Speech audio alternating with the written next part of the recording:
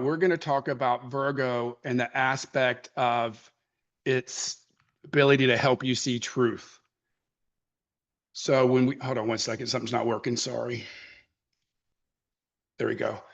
So, Virgo, if you think about where it comes within the tarot, it's the second sign. It's the second card, second arcanum, and it comes after Mercury. It's also the second course. So that tells us it's really important to our spiritual journey to harmonize the energy of Virgo and that aspect of our personality. Because as we go down our spiritual path, having had our will and dexterity awakened in the magician, is now incumbent upon us to make sure that we're manifesting that will in the appropriate manner. And Virgo really symbolizes discernment, analysis, and separating truth from illusion. In many cases, when we're dealing with our thoughts and our intuitions, they're going to be strongly shaped, not just by our astrological energy, but the environment in which those energies were developed, basically how you grew up. And the society, your parents, your nation, the culture, all those things have just a powerful impact upon you as your astrological and natal energy. Zain's clear about that in his working, that 50% of sort of who you are and how you think is driven by your experience.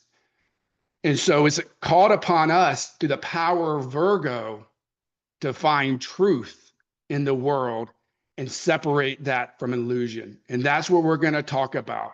Virgo's call to critical inquiry and to analyze those things that we take as truth and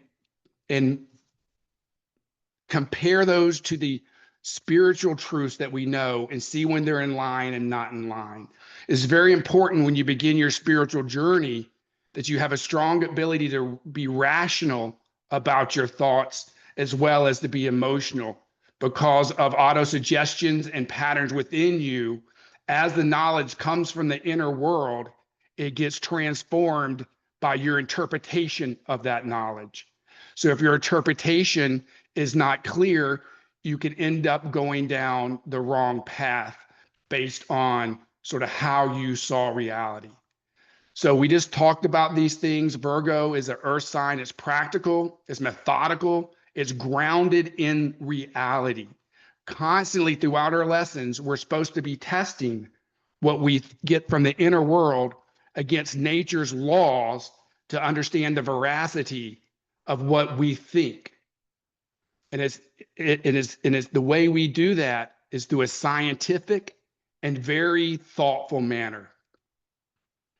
So as we think about critical thought and how it works on our spiritual path, questioning falsehoods is a sacred act of spiritual growth. It dismantles fear. It helps you understand the world in a real way. As you begin your spiritual journey, you will have paradigms and thoughts about reality that must be changed. They must be revisited from your perspective as a unique soul and determine whether those things are true or not. There's a saying that Zain talks about that most of history is lies. So if you're taking things that you're told and believing that is the way the world is, and that that's nature's laws, when you interpret your intuition, you'll be interpreting it through those falsehoods. So seeking the truth of the world is a path to spiritual liberation. So Virgo calls us to be precise in our thoughts to help set the soul free. And it is the combination, as Meg was talking about, the combination of our intuitions coupled with reason. These are attributes that we are given in order to understand the world and are manifest in our human form separately from the rest of animal kingdom. Many animals have intuitions. They have instincts. They can walk, you see a dog, it will look at someone and intuitively either have a positive or negative reaction based on its intuition. but it doesn't have the ability to take a step back from that emotive intuition that's manifested in the body and use the rational mind to analyze and discern whether that intuition is accurate or not. You can think about it in the animal kingdom. When an animal has had very bad experiences with humans in the early years, they will begin to have that association for the rest of their life. But we're called as humans to look at our experiences and evaluate them and change them and harmonize them. Now, as Meg was talking about, Virgo is closely related to the golden key and mathematics. It's very clear in the astrological signatures that mathematics is the key to cosmic truth. One of Zain's greatest contributions to Hermeticism was the fact that he took a mathematical approach to the astrology. And this mathematical approach allows us to objectively look at the energies involved in a very precise way that corresponds to nature's laws. Previously, most of astrology, and even most of astrology today, is to a large point driven on intuition, which is great. But we have a mathematical formula to understand the true energies, how the progressions, etc., affect that. In the same way, the other aspect is the silver key, which is tarot, which gives us insight to interpret hidden wisdom. These are the keys, the golden key and the silver key, that work together to open the inner and outer doors of truth. No one can unlock these doors for you. We at the Church of Light do not believe in vicarious atonement. You must travel this path yourself. Your soul must experience these things, not hear them from someone else. They are in your own experience, how you have lived in this world. Now, it's important, and I think it's evident that, astrology is the key, but the application of that key is what matters. And magic and alchemy are the application of astrology. I would compare it to someone who's a theoretical mathematician.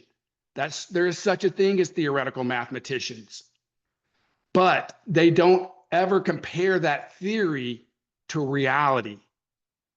And that is what's called practical application. So example of this is you can understand everything about calculus, but until you compare that to the actual travel of the planets, until you apply that calculus and do something in the world with it, it's sort of empty knowledge. It has no value because it's just thoughts that you're thinking. You need to use that understanding to navigate and understand the world. And your experience of the universe is the guide to tell you whether you're using it or interpreting it correctly. But it's important to remember that the key is not the door. We do not make a golden calf of the keys and honor them for themselves.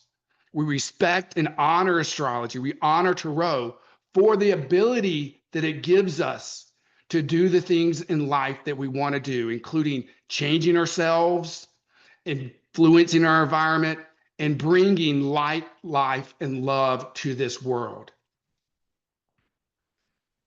Carl Jung said, the more the individual is de-individualized and made into a mere member of the masses, the easier it is for the state to seize them. It is well known that freedom of the individual is no gift of civilization. It is a hard-won contest, which can easily be lost again. And I think this last statement really is important. A million zeros joined together do not, unfortunately, add up to one. Ultimately, everything depends upon the quality of the individual. I have a very harmonious Virgo. It's relatively strong. And I also have my strongest sign is Gemini. So I've sort of had these inclinations about how to use your intellect in order to pierce through dogmatic illusions from a young age. Fortunately, I never believed anything anyone told me. I investigated everything for myself. There's a saying in philosophy that a lie to the father becomes a truth to the son. That means that all of knowledge that we take for granted was just made up by people, just people, and we just accept it that way. But it's very, very important that we understand that in many cases, that information has been carefully crafted in order to make sure that the majority of humanity just sort of falls in line with what orthodoxy and powerful people want. This is nothing new. It's been throughout history that once people become powerful, they want to maintain their power. And they use the institutions of our universities, of our religions, and of our politics to cast these dogmatic illusions. We know that when a thought is put out into the universe, that if other people then join into that thought form becomes a powerful illusion that's not necessarily grounded in truth. We see it all the time. But we know that we have to reject herd thinking, reject the conformity of the masses, and blaze our own path. This is very challenging when you're a seeker and you see the universe in a different way than most people. When we think about the example that Zain gives, he says it's like you're walking down the opposite direction of Fifth Avenue in New York from everyone going the other way. You're going to constantly bump into people. You're going to disrupt people because they're involved in this orthodoxic view of the world that aren't true. And many of these realities can lead to deceit, and unfortunately can lead to the slowing of the progress of the soul. And how is this manifested today? And this is, again, not a new concept. But we as spiritual seekers know that the government and that orthodoxy is not our parent. They are not the ones that we turn to for answers. When politics takes over, it narrows the space for genuine discussion. Instead of open explorations, issues get framed in rigid partisan ways. And this is probably more evident than any time in history. It is a part of the progression of the universe that now we have access to more and more knowledge in order to investigate and analyze and determine the truth of the universe in our own way. So as that opening is happening, we see that the politicians, the academics, and the religious people have tried to take ownership of some key principles that are spiritually powerful. I'm not going to cause any controversy. I'm not going to go into any discussion of what's right and wrong, what's the right way to see these things. But I thought it was very useful to think about the things that we can no longer talk about with another human without that other human getting emotionally worked up and aggressive about it. These are the fundamental principles that a soul needs to progress. And due to the political rigid nature of the current world we live in, these ideas and these concepts have been taken over by our leaders, and they've told us how to think about it, and they've told us not to talk about them. Those things are our educational system. There's no critical thinking involved in the educational system now. As a philosophy major, I get very disappointed when I see the majority of the liberal arts across this country are removing the philosophies as degrees because there's no interest in them. We think about the challenges when discussing the environment. Our environment, this world that we're born on, that provides us everything that we need as a human to exist, has become a controversial subject. People are afraid of solar energy. People fear the very world that we're born in. The ideas of gender, which in all of Hermeticism is one of the core principles, have been divided. We're told that we should argue that our gender is superior, that gender is superior. They have reduced the polarity of genders and the power that's involved with that. In the concept of war, we talked a little bit this about the beginning. In America, which I still believe is a beacon for where we're going, we're progressing. We can't talk about war without getting in an argument, people taking a side. The very principle that leads us from freedom from fear and to exist in a peaceful manner is off limits. Health, whether we trust ourselves, whether we trust a doctor, however it works, no longer able to be discussed. Abortion, the value of life. Even I'm not saying either way. My opinions are varied on that. I'm not making any value subject, but you can't even have the conversation without immediately it getting vitriolic and people attacking each other. And then religion, either conform to the major religions of the world or be isolated. And those major religions of the world, all the major religions of the world either force reincarnation or vicarious atonement upon you. So as we think about this, it's a very, very common thing in psychology that's been statistically proven that many humans, as they separate from their natural parents, relinquish the obligation to make decisions into the political leaders. They just, whatever a political leader says, they take as a truth. They hear something, they believe it. They don't spend the hours it takes to investigate and analyze these complex subjects outside of the realm of politics. So how does this get to us? The agents of propaganda. These are not my concepts. These are throughout the courses. The government leaders and intuitions, news companies, religious institutions, schools and universities, they all have a certain belief. I'm not even saying that they know it's wrong, but they have a way that they want the universe to be, and then they just want to impose that on you. And the newest tool of propaganda is the AI. It is a new Tower of Babel. For those of you that know the story of the Tower of Babel, basically, humans created a tower and separated themselves from the natural universe and their own experiences. So then what are you limited to? You're limited to just discussing a very small part of reality. The varied and diverse nature, the varied and diverse aspect of nature is our guide to the universe. It is what we experience. It is not an experience to put something into a system that then scrapes the most popular thoughts about that and gives you that as an answer.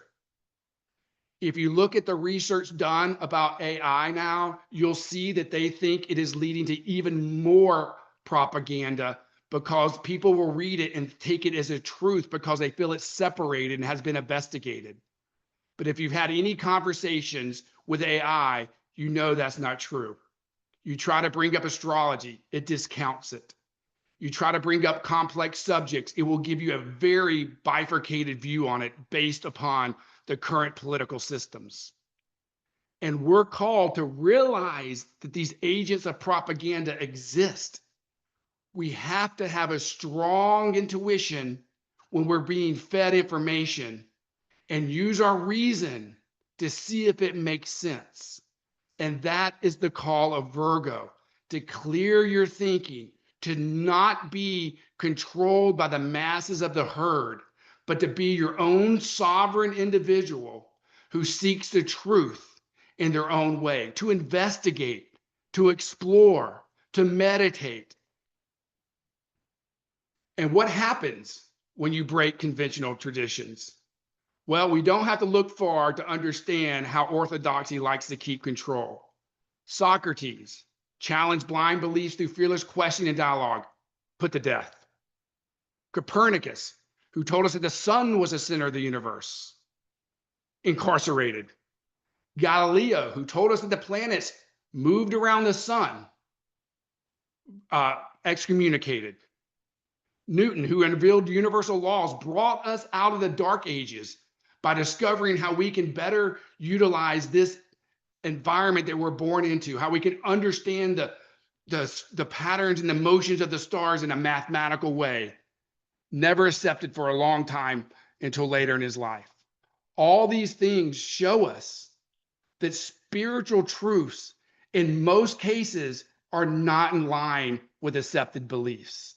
That the accepted beliefs many times are shadows of true spiritual beliefs, true spiritual truths. And this has been brought out to us in the philosophy of existentialism. System create conforming lies. Revolt means facing reality. And that's a very, very challenging thing to do, is when you have an individual commitment to truth, and everywhere you go, it is not the popular crowd opinion. And that's another aspect that we don't talk much about when it comes to the tarot card veiled Isis. There's a veil in front of her face. It's not just a veil of separating the inner and the outer world, but it's also a veil telling you that you don't need to try to argue with the universe about what's true or not. That is not the way to progress. That if you constantly talk to others about your truths, then you will be faced with the energy of the masses trying to make you conform. So there is silence is golden. And that's a big aspect of the Virgo. Take your time, analyze it, ask trusted people, but make sure you don't let your truths get beat down by the power of other people just constantly assaulting them. So what is Virgo's call? I'm going to talk about I'm going to read the part of Virgo from the Tarot. Remember then, son of earth, that the mind is enlightened in seeking God with the eyes of the will being Mercury. God has said, let there be light, and light inundated space. Man should say, let truth show itself and good come to me. If man possesses a healthy will, he will see the truth shine, and guided by it, he will attain all that to which he aspires. If veiled Isis should appear in the prophetic signs of thy horoscope, strike resolutely at the door of future, and it will open to you. But study for a long time the door you should enter. Turn your face towards the sun of justice, and the knowledge of truth will be given to you. Keep silent in regard to your intentions, so as not to be influenced by the contradictions of men. That's a very powerful statement. And that is a very powerful thing that you need to learn in your spiritual journey. In many of our Hermetic sisters and brothers traditions, there's a sign where you do this. And that sign is about keeping silent. When you share your intuitions and your workings, you will be influenced by negativity. So for example, if you tell people that you're sick, everyone that knows you will be sending thoughts of you being sick and see you in that light. So it's important that you keep your intentions to yourself. Only share those that you know have your best interest at heart and will support the powerful part of your life. So what does Virgo again tell us to do? Question, analyze, and let the truth set you free. There's a reason that it's a second card in Tarot and a second course that we study. If we don't have our thinking clear, then the rest of our journey will be shrouded in half-truths and uncertainty. So you're called to step into the light of knowledge, claim your mind's intuition, liberation. Use the Virgo's analytical courage to discover your own spiritual truth. And you'll realize that that spiritual truth, in most cases, is not in line with what the majority think. That somehow the truth is in the middle of the majority of opinions. The balance between the pillars of severity and mercy. Truth lies in harmoniousness. So the call today is to step into Virgo's awakening, to not take everything you're told for granted, to realize that statecraft, politicians, priestcraft, religious leaders, and academic leaders don't always have your best interest at heart. And it's up to you as a sovereign individual to determine your own path in your own way through truth seeking, through using the golden and the silver key to evaluate what you think and come to a more accurate understanding of what is behind what you're seeing.